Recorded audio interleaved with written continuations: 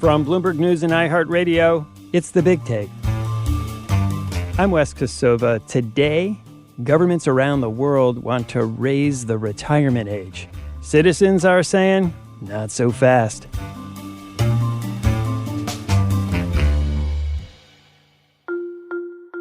It's a looming problem almost everywhere. More and more people are retiring and living longer, and there aren't enough younger working people to pay the retirement benefits of the generation that came before them. The standard way for politicians to address this coming crisis is to ignore it. But as the bills stack up, that's becoming increasingly difficult to do. So what's the answer?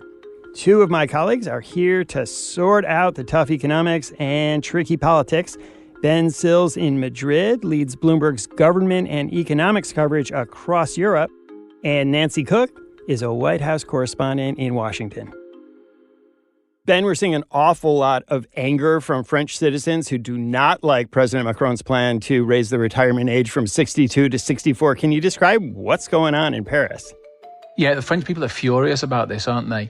This is kind of like the third rail of French politics. It's been an issue which successive presidents have promised to tackle, have tried to tackle, and time and again we've seen they draft their proposals, they submit it to the National Assembly, and then boom, like the people are out in the streets. The French people know how to strike, and it becomes a real test of the nerve and the resolve of the leaders. My name is Jules. I'm 21 years old. We consider that the government want to make us work until death. I think about young people who did not study. They started working very young, but we will still ask them to work until 65. This is scandalous. I'm Alain, and I'm 71. In solidarity with the young people, it's a very bad reform. It's not the time, it's not the good idea. My name is Matthew. I'm 47 years old. I'm an English teacher, and we're protesting because we don't want to spend the rest of our life just working without retirement. There's money to be found in other places. I think taxes could be raised in different sectors, and asking people to work just to avoid rising taxes is probably not the solution. Macron has kind of made it his hallmark that he's impervious to public opinion when it comes to doing what he thinks is right for the country. As you said, Macron likes to think that, he's going to do it his way. He's tried that several times, and it hasn't worked out very well for him. He had protests in the streets before COVID over the same sort of, very stringent cost cutting. Why is it that he thinks that the French people are going to go along with this? That's a really good question. I've kind of asked our colleagues in Paris what his rationale for it is, and they will tell you that he's just a very self-confident politician. He thinks that ultimately he can bring people around with the power of his arguments, and also, those people who ultimately aren't persuaded, well, they can get angry. And he's kind of betting that he'll be able to, combination of enough determination, enough public information, making his case to the people, that he'll be able to peel off enough support from the strikers that they become marginalised, and ultimately he can push his plans through. I mean, the thing is, at the end of the day, the retirement age is 62. I'm not expecting I'm going to retire at 62, and I would take 64 if you offered it to me now. So it's difficult, I think, for us to really understand why the French people are so angry about this. But, that's the culture of France, and that's the approach that, so many of these unions, these public sector workers have. Nancy, Ben described pensions as the third rail of French politics. That is the very expression that's always been used in the U.S. when it comes to Social Security and other entitlements. And right now in the U.S., we're seeing this big fight between Joe Biden and the Republicans over whether or not Republicans in Congress are going to try to, in some way, curtail or limit Social Security to get a hold of costs. There was a big speech in the U.S., the State of the Union, and Joe Biden really seized on this idea of Republicans wanting to cut Social Security and Medicare, as something Republicans want to do. That is a third rail here as well. Some of my Republican friends want to take the economy hostage. I get it, unless I agree to their economic plans. All of you at home should know what those plans are. Instead of making the wealthy pay their fair share, some Republicans want Medicare and Social Security to sunset. I'm not saying it's a majority.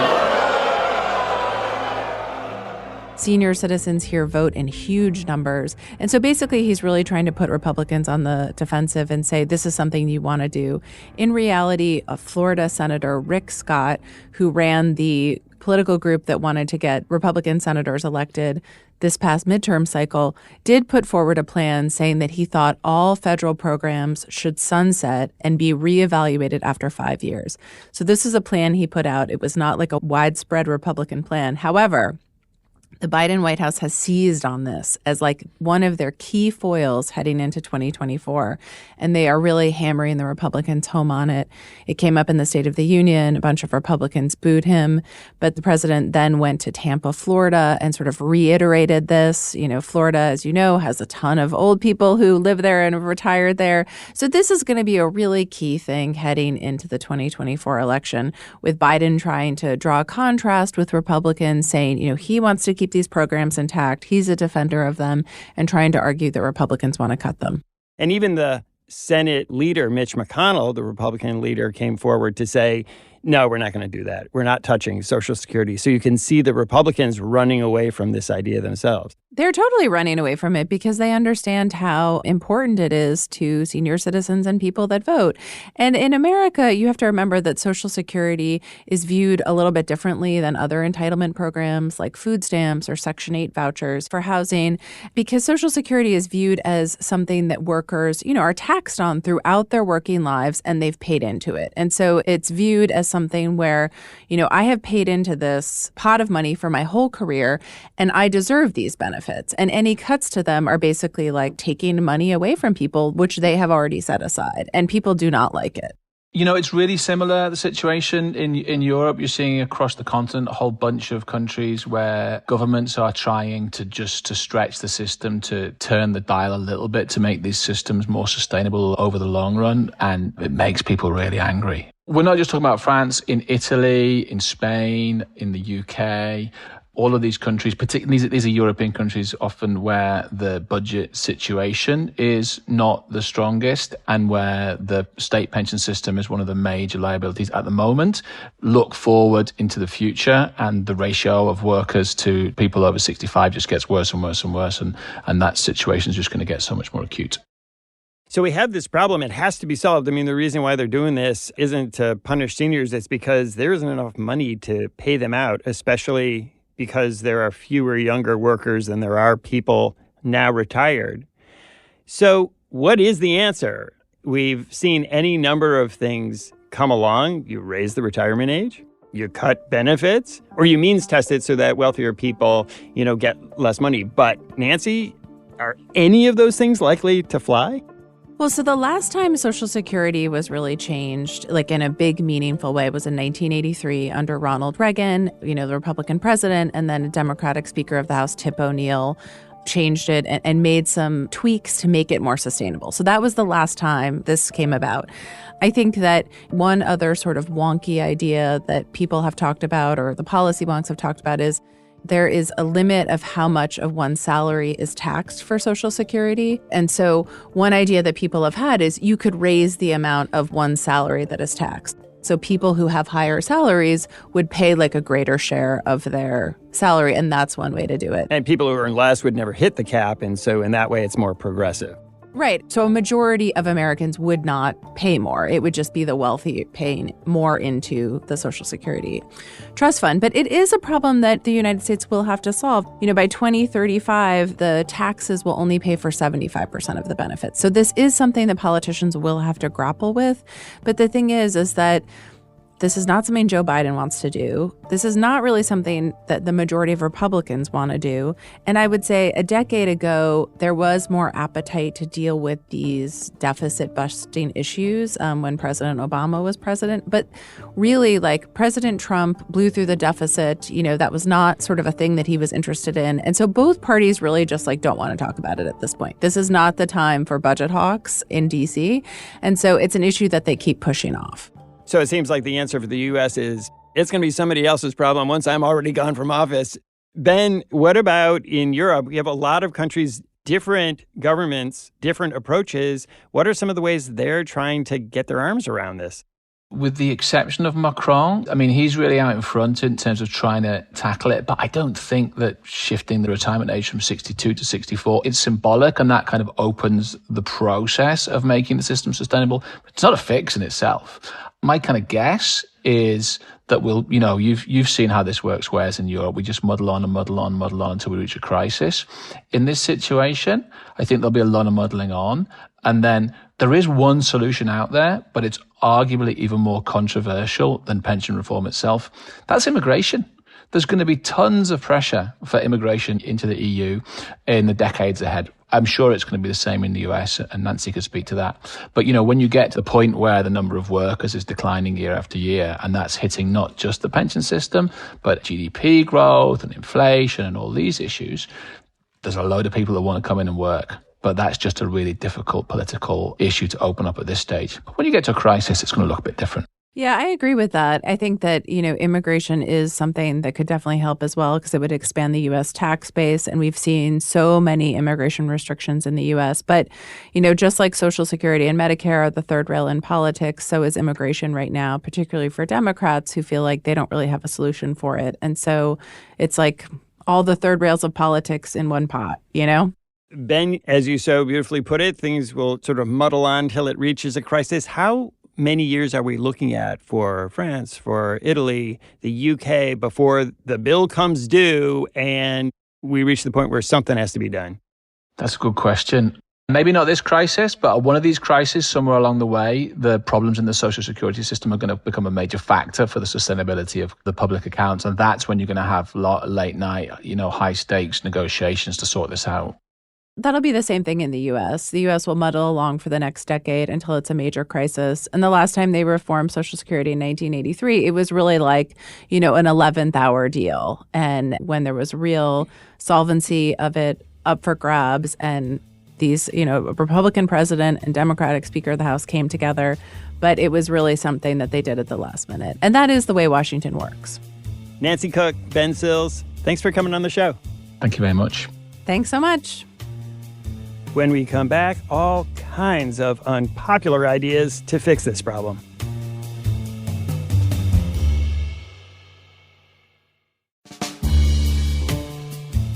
As we've heard, there's not enough money and not a lot of political will.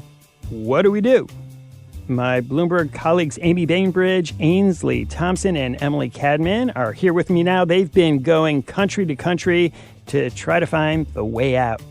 Emily, maybe I'll start with you. We're seeing this tension over retirement ages happening all over the world between governments and workers who are feeling like they're changing the rules of the game on them.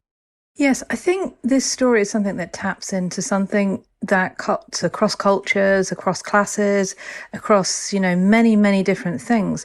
Fundamentally, many of us, I'm in my 40s, we watched our grandparents, we watched our parents, we watched people be able to retire in their 60s, sometimes even younger. And that kind of seemed like the norm. But that's just really not true now. I'm sitting here in Sydney and I'm looking at, a state pension age of around 68. That seems a very, very long time away. Now, I'm in a privileged position, in that I will probably be okay. But, many other people are worried about how they can stay in the workforce until that long. And, will they be able to find a job? Will they be able to stay in a job? Will companies want to hire them when they're in their 60s? But, this really is something that cuts across everywhere. Once you start looking for it, there are so many countries where people are starting to push back against the idea that they think the rules of the game have changed. The trouble is that for governments, the economics are really quite frightening. As the population ages, fertility rates have dropped, so there just simply aren't going to be the same number of workers for the same number of retired people there were when these systems were set up. So it's a very difficult dilemma for governments, because if they don't do anything, if we all retired at the same age that maybe our parents did, well, then the bill is going to get bigger, bigger and bigger, and there may well be little money left for other key spending priorities. I would also add, Wes, that once we started looking, those central themes around the anxiety about when exactly you'll be able to exit the workforce exist almost everywhere, and different countries are grappling with this in different ways. So where I'm speaking to you from in Australia, the pension age, the state pension age, is still really a safety net. There is a private savings system here. It's been around for 3 decades, but it does largely benefit people that have an unbroken stream of employment, who are in a decent paid job, who work full time. It does mean there's still a lot of people that don't have a great private savings behind them. So there's still a big reliance on the state public pension. And what the government here has asked people to do is work longer before you get that. And Australia is far from isolated. Many, many other countries are doing exactly the same thing. And it means that there's kind of this deadline that keeps moving, and people are not happy about it. And I think the interesting thing is it's so many different cultures as well. So, for example, in China, where the retirement age hasn't actually changed in 4 decades. There have been multiple attempts by the Communist Party to encourage people to work for longer. Every time they've been met with huge popular resistance. And then you switch to somewhere like Ireland, where in a recent election, a proposal to raise the retirement age had to be dropped after the popular backlash. So it's one of these things that really does take us around the globe. And as Amy said, every pension system is different, but the same kind of universal themes come through. I was just going to say, it is such a politically sensitive subject, as you say, and it's a huge voter group that is affected. So I think often politicians have been loath to get involved to an extent, but at the same time, we have this big fiscal issue that they need to do something. I mean, I think one of the difficulties is with, some other difficult reforms, the interests of different generations are different, right? Think of housing. The younger generation, this is another universal issue across many things, can't afford to buy houses. There would be a considerable supporter base for reforms to make housing cheaper. And yet when it comes to pensions, there's not that same kind of generational conflict going on, because we all expect to retire at some point. We all hope to retire at some point. So when you talk about raising the retirement age, it's not only those people who will be imminently affected, in the next 10 years who are angry. It's those people much younger who are now looking at the goalposts shifting for when they get older. So it can have, despite the many fiscal consequences and the many problems of it, it can be very hard to build a constituency for change. How is it that so many countries around the world with entirely different economies, different forms of government, all pretty much at the same time are facing this dramatic shortfall? I guess there's this huge demographic shift that's happened, over the past few decades. And it's really, we're coming to the pointy end of that. According to the best available data from the Organisation for Economic Cooperation and Development, the OECD, back in 1980, pensions consumed about 5.5% of GDP, and by 2040, that could top about 10%.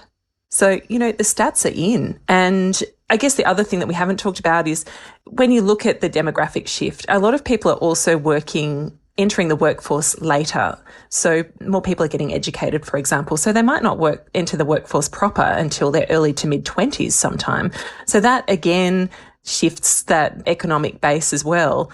And we know that base is shrinking, and all the experts say, look, you have to do something about it. So there has been this gradual rise around the world. I think the highest retirement age, it's getting up to now almost 70 in some countries. That's not the norm, it must be said. But depending on the particular situation in a country, you have to be quite extreme.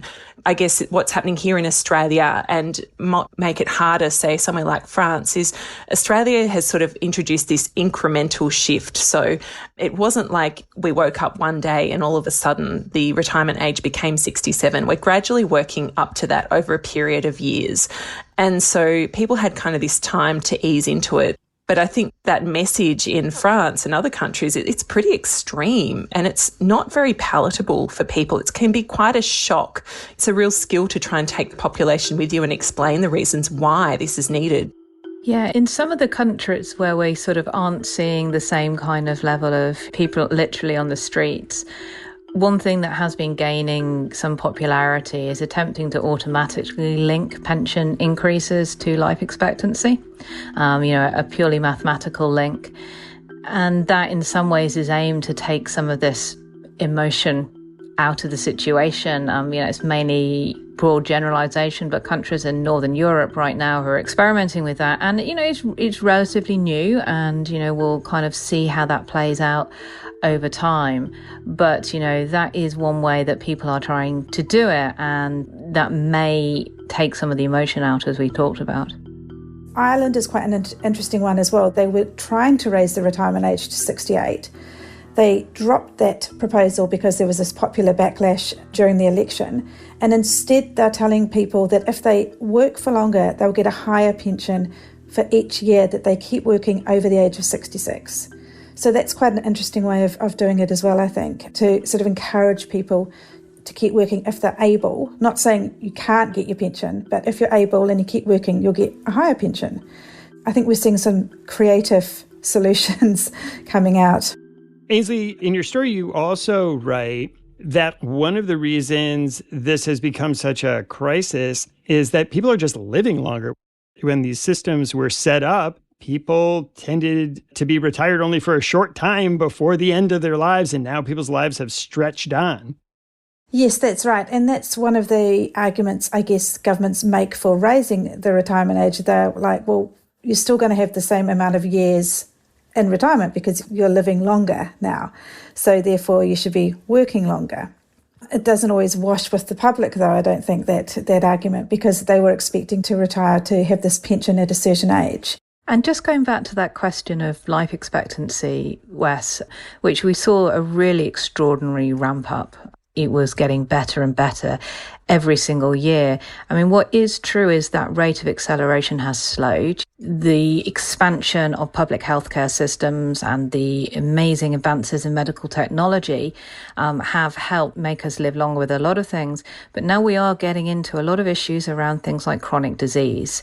If you had cancer 50 years ago, you would probably brutally die relatively quickly. Now modern medicine can help expand your lifespan. But is it expanding your lifespan in a way that you can actually meaningfully work? This is where we're starting to get to the pointy end of what life expectancy actually means. And this concept of healthy life expectancy. How long are you going to live without major diseases, major illness, whether it's, diabetes, whether it's cancer, whether it's obesity. There are a lot of chronic diseases now that make people's ability to work later hard, even if they are living later. We'll be right back.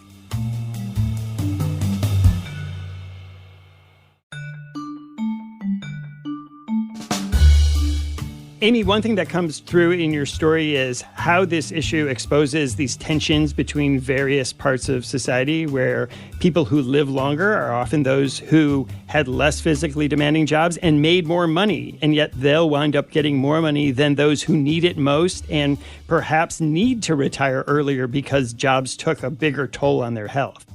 Absolutely. I think it really lays bare the class of which you belong to in society. It's really hard to give one example that cuts across all countries because there's a nuance to every country's retirement system. No two really are the same. There is, of course, a push in many developed countries to come up with a private savings system that's different to a government-defined benefit scheme. Certainly in Australia and New Zealand, the region we're speaking to you from today, that is what happens. And it's a percentage of your salary that your employer must put away into savings. But given it's a percentage of your salary, that means that if you work in a higher paying job, of course, at the other end, you will have more money. And so therefore, there's kind of this inbuilt problem with the system. And we also know that, there's a guaranteed amount that you have to put away, but some workplaces offer as much as 5% over that guaranteed amount in a way to lure good employees. So if you're highly educated, you might be in line to get, a 15% of your salary put away that's then invested for you by a large fund over time, and that wealth grows. So when you reach retirement age, you won't need to really worry about the state pension system at all. But if you're a transient worker, if you're a healthcare worker, maybe if you're a teacher, you can have secure employment, but you also might not. And typically those jobs are lower paying. So then by virtue, you will have a lower savings at the end and become more dependent on the public system as a safety net. And then that inbuilt discrimination can occur. And that's part of a big debate in the developed world at the moment, is how women are treated in that system. If women work part-time, of course that impacts your private savings. And also, if you're a casual worker, for example, and you work multiple jobs, how do you build up a proper nest egg? And there's various reforms that have happened here and elsewhere to try and fix those issues, but it still is a glaring gap in the system. I think for me, one of the really startling things that I guess I hadn't really thought about was how much people who are in particularly physical jobs are discriminated against when the retirement age rises. Often it's difficult to keep up a really physical job into your 60s, especially into your late 60s.